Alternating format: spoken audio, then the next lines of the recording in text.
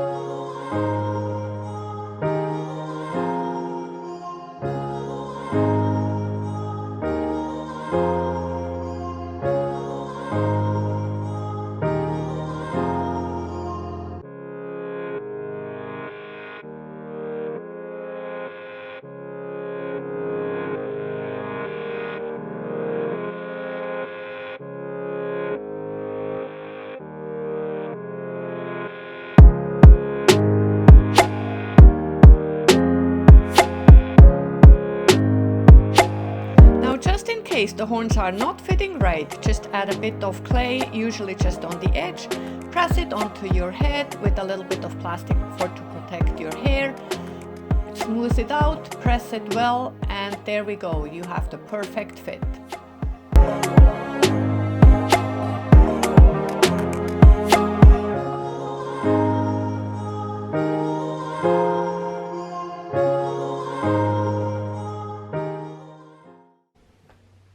And there we go, my friends, a pair of ram horn. No, fancy ram horns that fits, it's light and very easy to wear. Thank you so much for watching, and I will see you soon with another easy project. This is Monica from Wicked Aviary. Ciao for now.